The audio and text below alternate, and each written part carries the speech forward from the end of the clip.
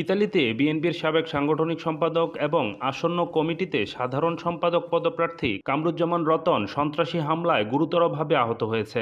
বর্তমানে তিনি রোমের একটি হাসপাতালে সংকটাপন্ন অবস্থায় চিকিৎসাধীন আছে। ইতালি বিএনপির সাবেক ভারপ্রাপ্ত সভাপতি আমিনুল ইসলাম সালাম জানান, বৃহস্পতিবার সন্ধ্যায় রোমের নিজস্ব ব্যবসা প্রতিষ্ঠানে অবস্থানকালে কয়েকজন অজ্ঞাত সশস্ত্র হামলাকারী হঠাৎ প্রবেশ করে গুলি চালায়।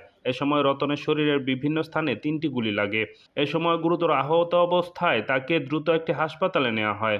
কামরুজ্জামান রতনকে তিনটি গুলি করেছেন সন্ত্রাসীরা তার ব্যবসা প্রতিষ্ঠানে। আজ রাত বৃহস্পতিবার প্রায় ২:৩০টার দিকে আমরা সবাই রতনের অবস্থা আশঙ্কাজনক। আমরা রোমের একটি হাসপাতাল তরবের গাতা প্রন্তস্ব করছি ইমার্জেন্সির মধ্যে। আমি এবং তার পরিবারের তার আত্মীয় স্বজন সবাই এখন এখানে উপস্থিত হয়েছে। রতনের জন্য আপনারা সবাই দোয়া করবেন, তার পরিবারের জন্য সবাই দোয়া করবেন।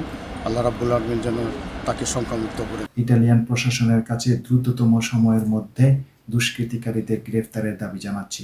অন্যথায় আমরা বাংলাদেশি কমিউনিটি ইটালিতে দুর্বল আন্দোলন গড়ে তুলব।